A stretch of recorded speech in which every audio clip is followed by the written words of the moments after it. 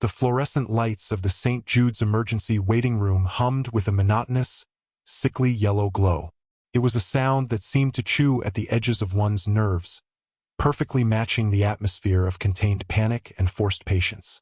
The room was a sprawling space, too cold and too crowded, smelling faintly of antiseptic and old coffee. Seated stiffly on a molded plastic chair that offered no pretense of comfort was Arthur. He was hunched, his shoulders curved inward, making him look smaller than he was. His clothes, a faded denim jacket and a worn t-shirt, spoke of a life spent mostly indoors, perhaps near a drafting table or a keyboard. In his lap, he clutched a cheap, spiral-bound sketchbook and a perpetually chewed pencil. His anxiety was a buzzing electric current just beneath his skin, focused entirely on the empty hallway door through which his father had disappeared 3 hours ago. A simple fall, they'd said, but at 75, a simple fall was never simple. Beside him sat his sister, Sarah. The contrast between them was immediate, stark, and almost theatrical. Sarah was the very definition of discipline and poise. A lieutenant in the Army Logistics Corps, she was home on a brief, planned leave that had been violently interrupted by the call. Even in the hospital's sterile environment, her presence commanded attention. She was impeccably dressed in civilian clothes that were nonetheless sharply tailored. A crisp navy blazer, black slacks, and a pressed white silk blouse. Her short blonde hair was styled with geometric precision, and her posture was military-grade rigid. She sat bolt upright, her hands folded neatly in her lap, radiating an aura of capability and cool control that made Arthur feel even more scattered and incompetent. Sarah wasn't just physically impressive.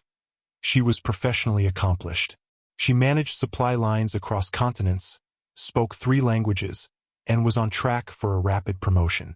She was the family's golden child, the tangible success story, the one who had real purpose. Arthur, meanwhile, was, in his own estimation and apparently hers, a ghost of potential. He had a degree in illustration, a scattering of freelance gigs that never paid on time, and a deepening habit of self-doubt. At 32, he was still renting a cramped apartment and driving a 15-year-old car. The silence between them was not peaceful. It was a charged vacuum, pregnant with years of unspoken resentment and judgmental comparison. Sarah glanced at her expensive wristwatch for the 5th time in 10 minutes, a small, impatient sigh escaping her lips. "You know, Arthur?" She finally broke the silence, her voice low but piercingly clear. "Fidgeting isn't going to change the situation." Arthur flinched, pulling his hands away from the sketchbook as if caught doing something illicit. "I'm not fidgeting, Sarah. I was just trying to draw a little. It helps me focus." "Focus?" she repeated, a hint of genuine incredulity in her tone. "Arthur, Dad is potentially facing a major surgery, and you're doodling little squiggles. You always retreat to your art when things get difficult. It's like a refusal to engage with reality." "It is engaging, Sarah. That's how I process." "What are you doing? Staring at the door and judging everyone who walks by?" He snapped back, immediately regretting the heat in his voice. He hated that he always sounded defensive around her. She leveled a steady, unwavering gaze at him. "I'm assessing the situation. I've already called the logistics officer for his rehab post-surgery. I'm thinking 3 steps ahead.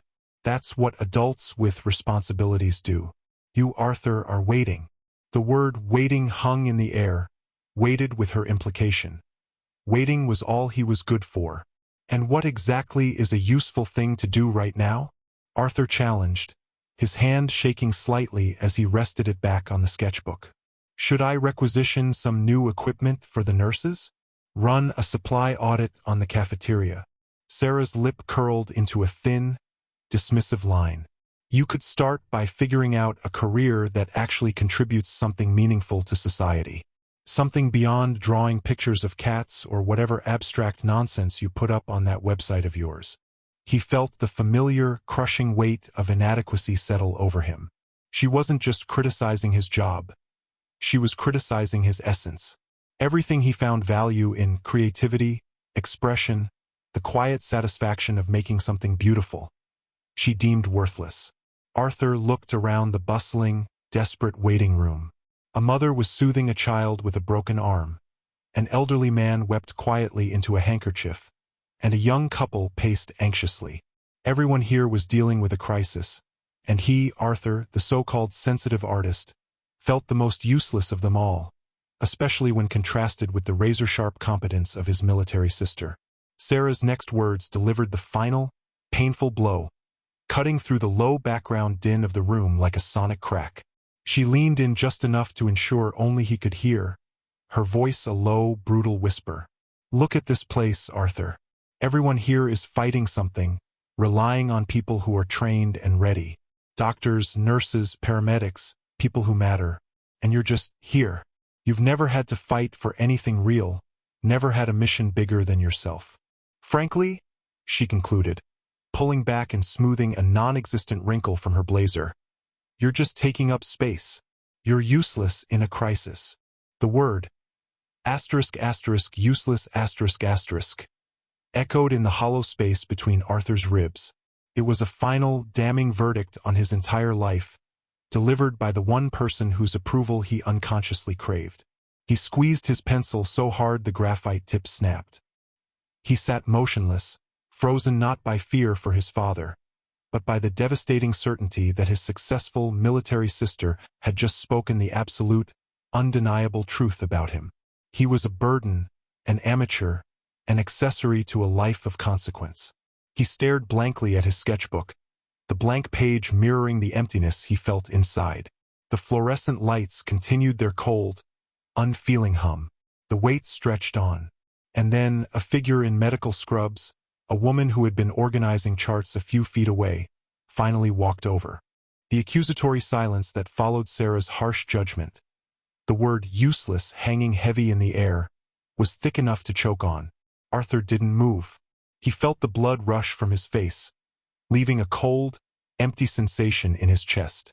His fingers, still clutching the broken pencil, were stiff. The public declaration of his inadequacy, delivered with such cold authority, felt like a physical blow. Sarah, however, seemed entirely unmoved by the distress she had caused. She merely checked her phone, as if dismissing Arthur and his feelings as a minor interruption to her day. She represented efficiency, output, and tangible success. Arthur represented introspection, creativity, and the perceived flakiness of the artistic life. In her military mind, only one of those things had value, especially in a place where lives were on the line. "Are you even listening to me?" Sarah asked, snapping her phone shut. Her tone was exasperated, the kind used when dealing with an uncooperative subordinate. Arthur finally looked up, his eyes dull with pain. "I heard you, Sarah, perfectly clearly. You think my existence is pointless because I'm not wearing a uniform or filing quarterly reports. That's an emotional distortion of what I said, Arthur. And that, right there, is your problem?" she countered, leaning forward slightly, her voice dropping to a low, intense register. "It's not about the uniform. It's about the mindset.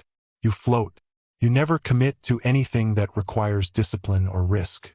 You said you were trying to focus by drawing. What does that contribute? Absolutely nothing. It's a distraction, a way to avoid the reality that our father is potentially in danger, and you have zero control over it." He felt the familiar shame rise, but this time, it was mixed with a flicker of genuine anger.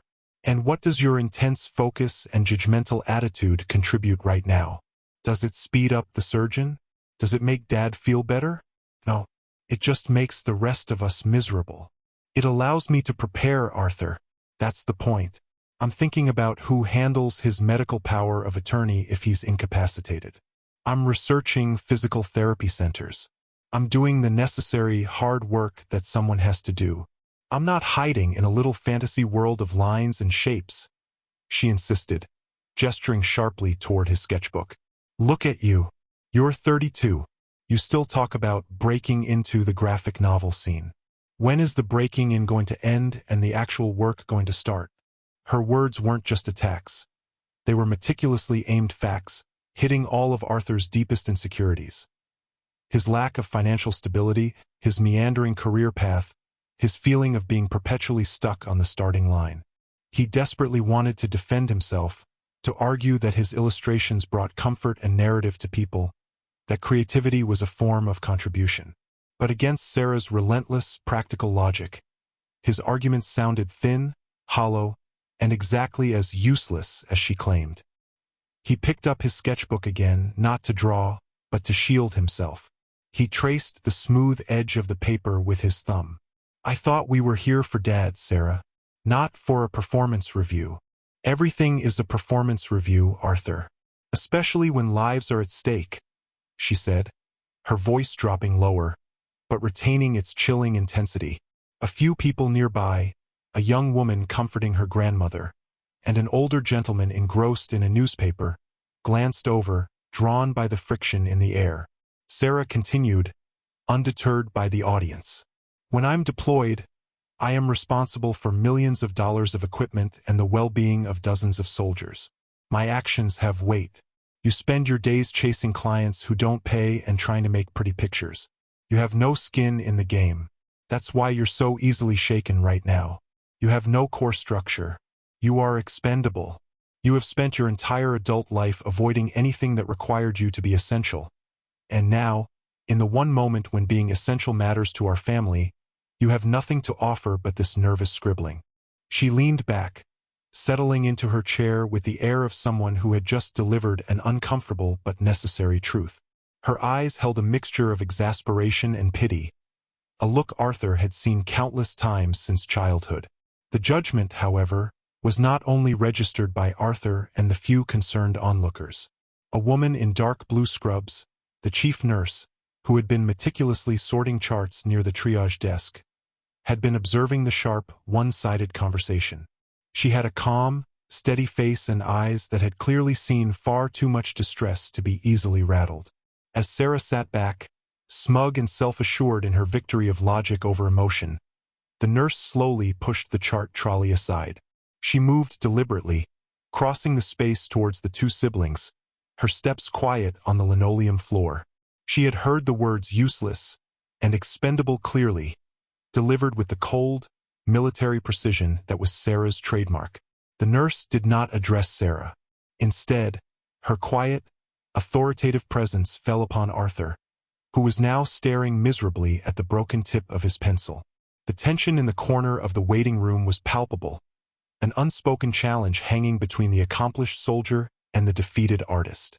"Excuse me, sir," the nurse said, her voice smooth and low, cutting through the hospital's background noise with unexpected clarity, effectively ending Sarah's verbal assault.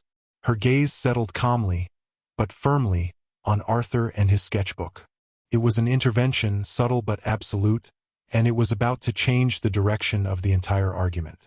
The quiet authority in the nurse's voice was the unexpected pinprick that burst the bubble of tension Sarah had meticulously created. Arthur, still reeling from the devastating truth of his sister's assessment, that he was useless, that he was merely taking up space, looked up, startled. Sarah, rigid in her chair, momentarily froze, her expression shifting from triumphant judgment to mild annoyance at the interruption. The nurse, whose name tag read, C. Clara, RN, stood beside their chairs, her presence neither aggressive nor deferential, simply functional and calm. She had the deep-set eyes of someone accustomed to seeing panic and providing stability. She didn't look at Sarah, or acknowledge the preceding hostile exchange. Her focus was entirely on Arthur. "Excuse me, sir," Clara repeated, her gaze settling firmly on the sketchbook clutched in Arthur's lap.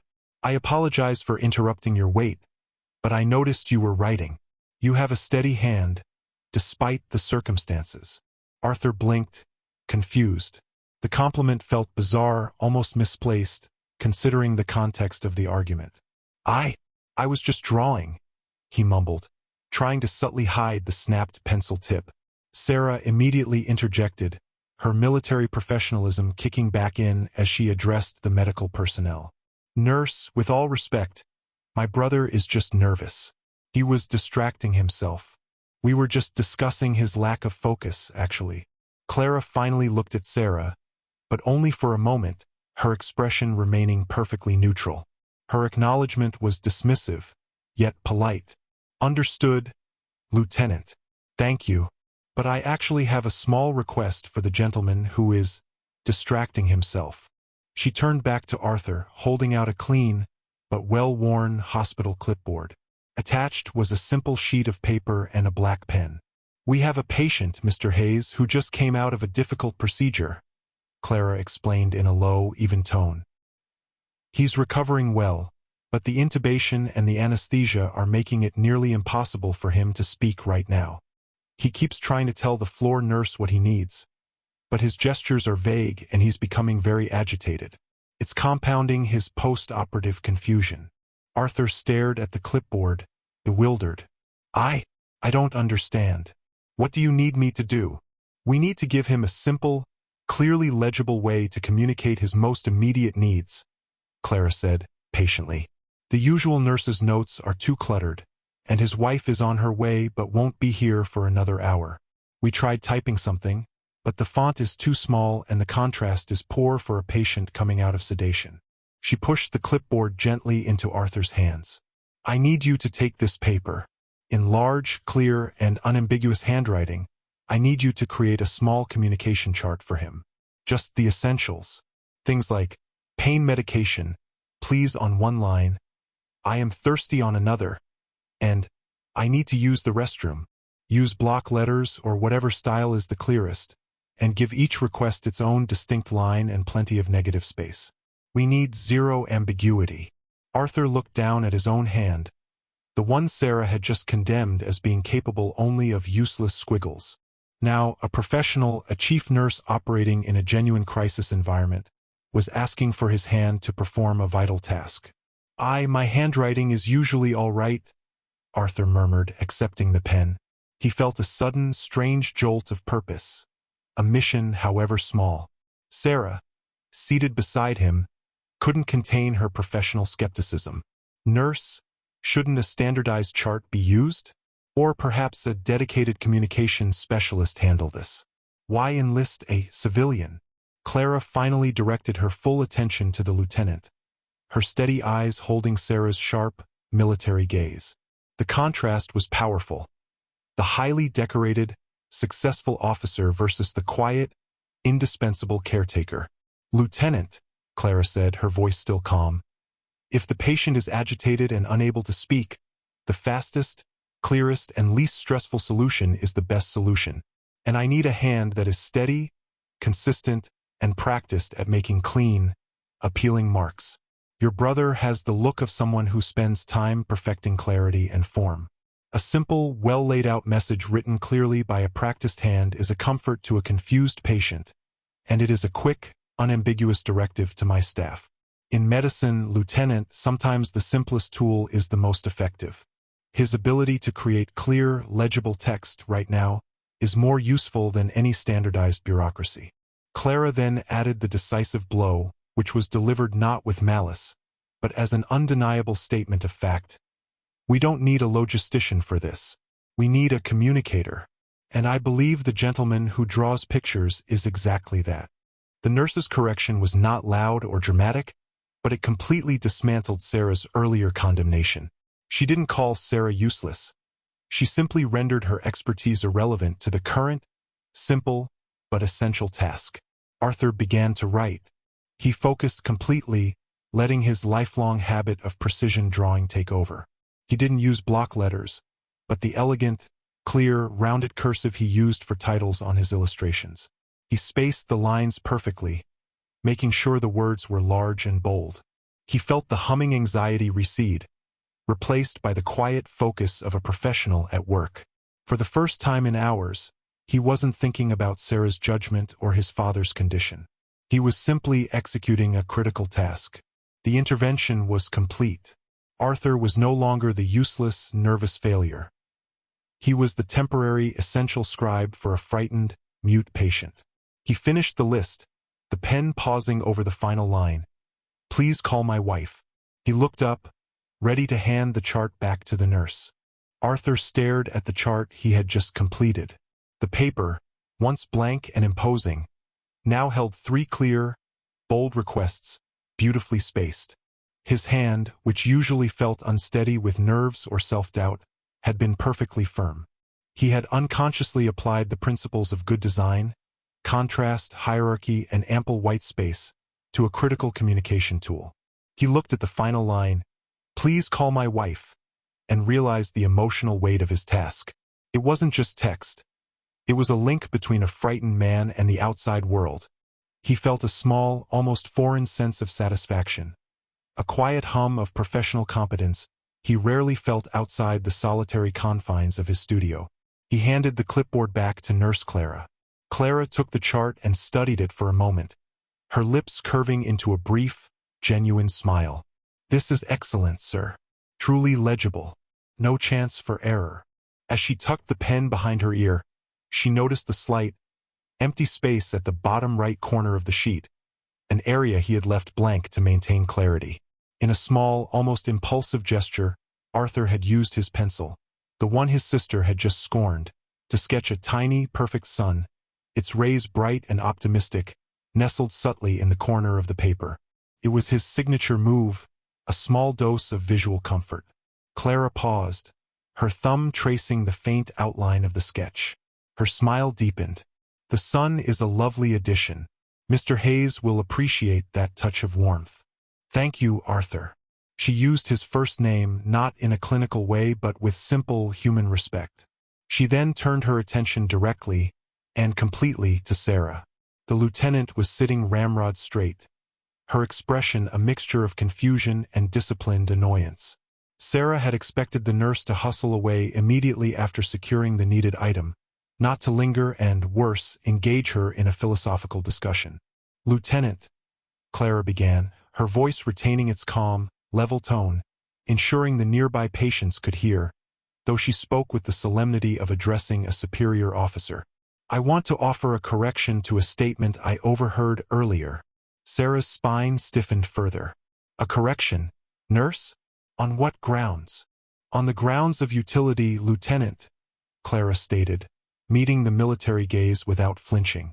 "You defined usefulness narrowly as discipline, output, and professional contribution to large systems, whether the army or the financial sector.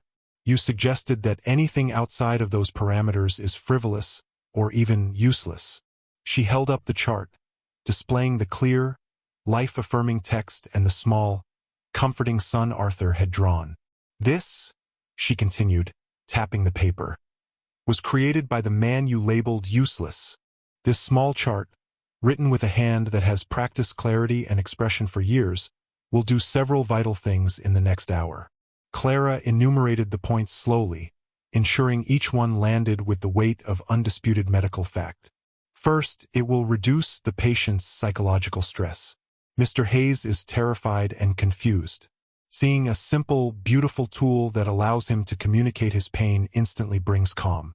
Reducing agitation lowers his blood pressure and heart rate, two critical factors in post-op recovery. This is, medically speaking, a life-saving contribution. Second, it eliminates critical error. If his gestures were vague, he might have been given water when he needed pain relief or vice versa.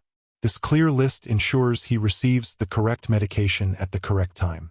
This, too, is a life-saving function. Third, it comforts his family.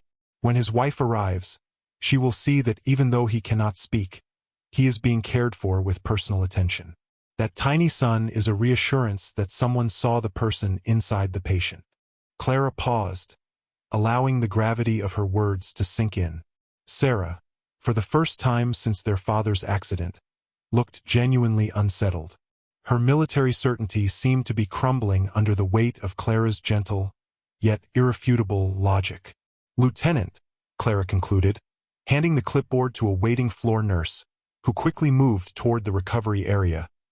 "The utility of a human being is not measured by the size of their portfolio or the strictness of their discipline. It is measured by the value they provide at the moment of genuine need. Your brother used his useless skill, his practiced hand and sense of comfort, to serve a critical, life-saving function in a real crisis. His talent in this moment was more useful than any logistical plan or quarterly report. He provided comfort, clarity, and safety." She took a step back, her point made with final, quiet authority. Please, Clara said, her voice softening slightly, re-examine your definition of what is valuable. In a hospital, we learn quickly that sometimes the greatest contribution is not the grand, but the gentle, precisely executed act of communication. Clara did not wait for a response. She simply nodded a brief acknowledgement and walked back toward the triage desk, leaving Sarah stunned into absolute silence. Arthur looked at his sister, but he felt no triumph, only a quiet, deep conviction. The shame was gone, replaced by the warmth of having been genuinely, undeniably useful. The quiet departure of Nurse Clara left a profound stillness in the corner of the waiting room, far heavier than the nervous humming of the lights. Sarah sat utterly motionless, her tailored uniform suddenly seeming stiff and brittle. Her composure, the shield of professional certainty she always wore, was cracked. She didn't look at Arthur. She didn't look at her phone. She simply stared straight ahead, processing the unassailable truth delivered by the chief nurse. Her rigid definition of value had been comprehensively dismantled by a single, small act of kindness and clarity.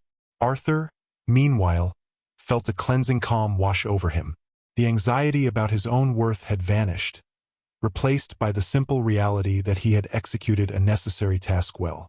He picked up his broken pencil and the sketchbook, no longer feeling the need to hide them. At that moment, the hallway door that had held their father captive swung open. A young, tired doctor emerged, scanning the room. Family of Robert Jennings? Arthur and Sarah sprang to their feet simultaneously. Sarah, recovering her military discipline instantly, stepped forward first, her voice reverting to its formal, professional tone. I'm Lieutenant Sarah Jennings, his daughter. What is the status, doctor? The doctor offered a reassuring smile. Mr. Jennings is stable. The fall was severe, but we avoided major internal trauma. His hip is fractured, requiring a straightforward surgery tomorrow morning. He's resting now and responding well. He's asking for both of you, but we can only allow one quick visitor before we move him up to the floor.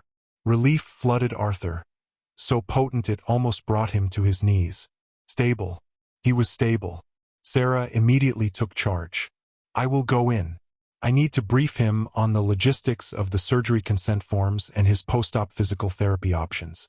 We need to be efficient. Arthur, surprisingly, felt no immediate urge to argue. He was content knowing his father was safe. He nodded, accepting her decision. Okay, Sarah. Tell him I'm right here. As Sarah followed the doctor, disappearing through the heavy swinging doors, Arthur turned to go back to his chair. But Clara, the chief nurse, reappeared, walking toward him slowly. She was holding something small and fragile in her hand. Arthur, she said softly, approaching him, I wanted to give you this. She extended her hand. Lying in her palm was a small, creased, and faded drawing, obviously done in crayon on a piece of construction paper. It was a crude, endearing sketch of a smiling stick figure holding a giant, disproportionately large pencil. At the bottom, in a child's uneven print, were the letters RTY. Arthur's breath hitched. It was a drawing he had made for his father when he was 5 years old, his first self-portrait as the artist. Your father was admitted through the emergency room, and we had to collect his personal items, Clara explained gently. This was folded up in his wallet, inside the breast pocket of his jacket, tucked right behind his ID. He's kept it there for decades. She placed the fragile paper in Arthur's hand. The paper felt warm from his father's body heat and years of constant contact. It was the most profound, nonverbal affirmation of his father's unconditional support he had ever received. His father, the man whose approval Sarah sought through rank and responsibility, had always carried the proof of Arthur's earliest passion, his earliest definition of self, right over his heart. Clara watched him absorb the shock and the tenderness of the revelation. Your father is a good man, Arthur, she said. He always knew the difference between what the world deems necessary and what the people you love deem necessary. When he spoke of you, he never spoke of your job titles or your income. He spoke of the beautiful cards you designed for his birthdays and the patience you have with his old car. He knew that the truest value is in the comfort you provide and the connection you keep. Her words echoed the earlier lesson about utility, but now it was framed by the deep personal legacy of his father. Don't ever let anyone, not even someone you love, define your worth by what you wear, the titles you hold, or how efficiently you handle bureaucracy, Clara advised, her eyes warm. Your hand is steady, and your heart understands how to communicate warmth. That's a contribution this world needs far more than another logistics report. Arthur simply nodded, unable to speak, clutching the drawing tightly. A moment later, Sarah reappeared, exiting the doors alone. Her walk was still firm, but her expression was subdued, quieter. She looked at Arthur, at the tiny, colorful paper in his hand, and at Clara. For the first time, she didn't jump to professional conclusions. She saw the simple, emotional weight of the moment. She walked over to Arthur, and instead of her usual curt efficiency, she simply touched his arm, a rare, clumsy gesture of affection. "He asked for you to visit tomorrow morning after the surgery," she said softly. "He was more worried about you being upset than he was about the broken bone." Sarah didn't apologize for calling him useless. She didn't need to. The hospital, the nurse, and their father's silent legacy had already corrected her. She had come here expecting to feel strong and indispensable, and she was leaving feeling humbled and profoundly wrong about what truly matters when a life is on the line. Arthur looked from the faded drawing in his hand to his subdued sister, and then back towards the recovery area. He walked out of the sterile waiting room and into the cold night air, not as a struggling artist or a judged failure, but as Artie, the essential communicator, the steady hand, and the beloved son. He was leaving the hospital with a healed sense of self-worth, while his sister remained behind, carrying the unexpected and heavy burden of needing to entirely redefine what success and utility meant.